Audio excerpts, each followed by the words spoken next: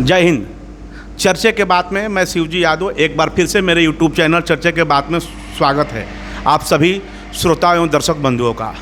जैसा कि आप सभी लोग जानते हैं कि मैं प्रतिदिन शाम को 6 बजे समाज से जुड़े और अपने राज्य और देश से जुड़े कोई ज्वलंत मुद्दों पे मैं किसी न किसी एक खास मेहमान से मुखातिब होता हूं और उनके विचारों को आप तक पहुंचाने का काम करता हूं। इसी सिलसिले में आज हमारे जो नए मेहमान हैं किसी परिचय के मोहताज नहीं हैं, अपने बेबाक अंदाज के लिए और जुझारूपन और संघर्षशील के लिए जाने जाते हैं। महोदय का नाम है अजय चौबे, युवा समाज सेवी, मझवा ब्लॉक, जिला मिर्ज़ापुर से हैं। अजय चौबे जी, मेरे चर्चे के बाद यूट्यूब चैनल में आपका हार्दिक स्वागत एवं अभिनंदन है। धन्यवाद। जैसा कि आप चौबे जी देख रहे हैं कि इस समय बिहार में अभी जाति जनगणना हुआ और वो सार्वजनिक किया गया, जिसमें ओबीसी वोट बैंक 63% है, जनरल 15% है, 15% है। तो जो जाति जनगणना करके सार्वजनिक किया गया, इसको आप कैसे देखते हैं? अगर सरकार ने गणना करके सार्वजनिक किया तो अच्छे के लिए ही किया होगा। इससे क्या अच्छा हो जाएगा? आपको क्या मतलब लगता है, इससे क्या देश में या राज्य में अच्छा हो जाएगा जाति जनगणना करने से? इसके पहले जब देश में अंग्रेज़ों की शासन थी तो 1818 में स्टार्टिंग हुआ और 1931 तक अपने देश में हर 10 वर्ष बाद ये जाति जनगणना हुआ। अब उसके बाद देश आज़ादी के बाद पहली बार हुआ। अब कुछ न कुछ सरकार अगर की है तो अच्छी ही की होगी। राहुल गांधी जी कह रहे हैं कि अगर मेरी सरकार बनी 2024 में तो पूरे देश में जाति जनगणना कराएंगे। क्या राय है आपकी? देखिए, जब भी कोई संविधान की कसम खाता है, कोई मंत्री या विधायक होता है तो यही कहता है कि हम जाति और धर्म पे फोकस नहीं करेंगे, भेदभाव नहीं करेंगे। और नेता बनने के बाद या मंत्री विधायक बनने के बाद वो क्या करते हैं तो आप देख ही रहे हैं। अभी जैसे देश में 24 का इलेक्शन का लहर चल चुका है और इस सिलसिले में इंडिया गठबंधन बनी है, यूपीए को तोड़ के इंडिया बनी है और इंडिया गठबंधन का दावा है कि हम लोग इस बार 24 में मोदी जी को हरा देंगे। क्या राय है आपकी, कितना सहमत है आप? अभी तो इनके में क्लियर ही नहीं है प्रधानमंत्री कौन बनेगा। अभी मतलब प्रधानमंत्री का चेहरा घोषित न करना इंडिया गठबंधन को नुकसान हो सकता है? हाँ, जाहिर सी बात है। अभी तो खिचम भागम भाग लगा हुआ है। आपके ख्याल से राहुल और नीतीश जी में से इंडिया गठबंधन का चेहरा कौन अच्छा रहेगा? राहुल की अपेक्षा तो नीतीश बेटर होंगे। राहुल की अपेक्षा नीतीश जी बेटर होंगे। अच्छा, जो ये अपने केंद्र सरकार है और राज्य सरकार है, केंद्र में मोदी जी की सरकार है, सरकार तो दोनों जगह बीजेपी की है, राज्य में योगी जी का है, तो इसमें जो राज्य सरकार योगी जी का, इससे कितना आप खुश हैं, कितने % सहमत हैं? अदर सरकार से तो अच्छी ही सरकार है। 10 में से कितने नंबर देंगे योगी जी को? 17 से लेकर 23 तक सीएम है, 6 साल होंगे। 8 नंबर। 10 से 8। जो 2 नंबर काट रहे हैं, किस लिए काट रहे हैं? थोड़ा सा अभी भी मतलब प्रशासनिक लोगों को उत्पीड़न परेशानी। यस, बिल्कुल। मोदी जी को 10 में से कितने नंबर देंगे?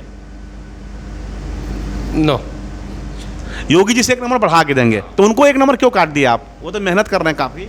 हाँ, अभी भी देश में बहुत कुछ बाकी है। अच्छा,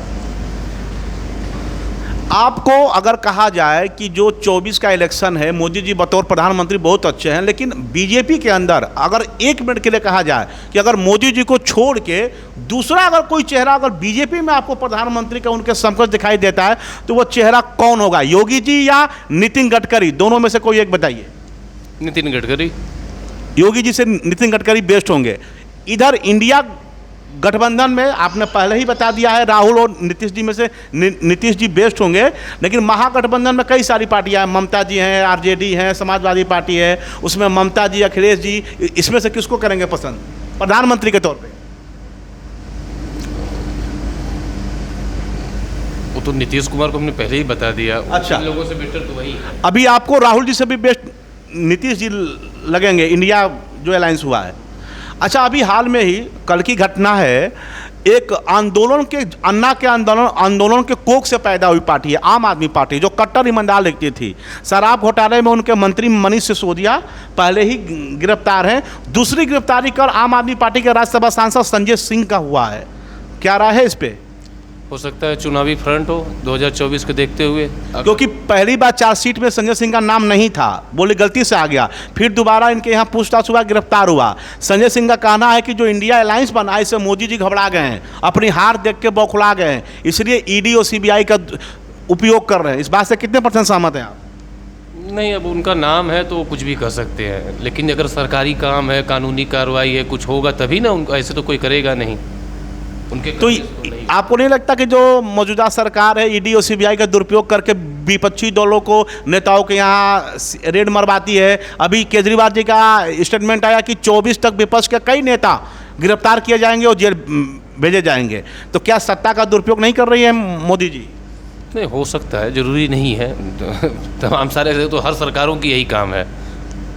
आप उत्तर प्रदेश से आते हैं, उत्तर प्रदेश में विपक्ष के नेता अखिलेश यादव, ठीक है, उनका कहना है कि हम लोग 24 में यूपी में रोक देंगे। या बतौर विपक्ष के नेता अखिलेश यादव कितने प्रभावशाली दिख रहे हैं योगी जी के सामने? देखिए, जब तक आप रोड पे नहीं आएंगे तब तक कुछ नहीं होगा। आप ट्विटर पे और एक लाइन लिख लेने से नहीं कुछ होगा। जब तक आप रोड पे आएंगे तभी जाकर कुछ होगा। 24 में वो क्या रोकेंगे? अखिलेश जी के बस की नहीं है कि वो कुछ कर पाएँ। अखिलेश यादव शिवपाल यादव में से किसको जमीनी नेता मानते हैं मजबूत? शिवपाल यादव। शिवपाल यादव पसंद है, अखिलेश जी से ज़्यादा प्रभावशाली है। राष्ट्रीय पार्टी है उत्तर प्रदेश में बहुजन समाजवादी पार्टी, इनका भी कहना है कि हम 24 में फाइट करेंगे, प्रधानमंत्री बनेंगे, योगी जी को रोकेंगे। क्या कुछ लगता है इसमें दमखम दिख रहा है बीएसपी के दावों में? देखिए, बीएसपी का वोट बैंक तो है ही, जहाँ भी वो है ही। अब क्या होगा, अब उनका साथ भाजपा के साथ तालमेल होगा, वो तो ओपन जब तक नहीं आएंगे तब तक क्या कहा जाए। भाजपा के साथ तालमेल का मतलब? लोग यही, मतलब तमाम जो इसके पहले भी चुनाव हुआ था, लोग यही बोले कि गठबंधन मतलब ये सामने से हैं, सामने से नहीं है। हाथी के 2 दांत होते हैं, दिखाने को अलग, खाने को अलग। चंदौली जिले के आन बान शान और जनक कहे जाने वाले पंडित कमलापति त्रिपाठी जी का क्षेत्र है।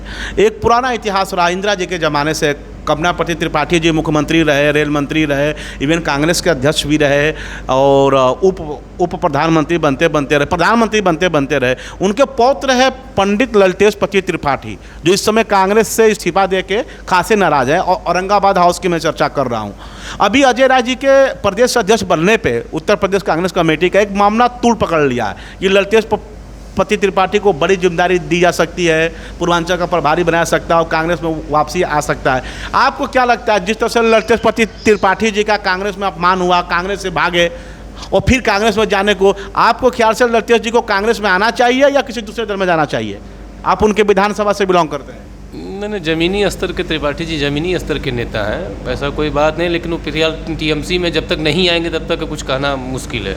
आएंगे नहीं आएंगे वो उनकी इच्छा के ऊपर है। कांग्रेस में आना चाहते हैं। अजय राय जी ने स्टेटमेंट दिया कि उनको हम बहुत जल्दी बड़ी जिम्मेदारी देकर ललितेश जी को कांग्रेस ज्वाइन कराएंगे।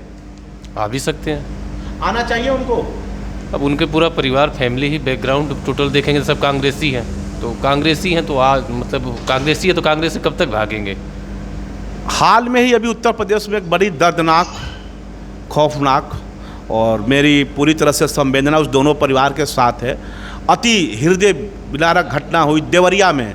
जमीनी विवाद में 2 परिवारों के 6 लोग की हत्या हो गई। एक परिवार का 1 और दूसरे परिवार के 5 लोगों की हत्या हुई। उसमें से एक बच्चा अभी भी जन्म और मरण के बीच में संघर्ष कर रहा है।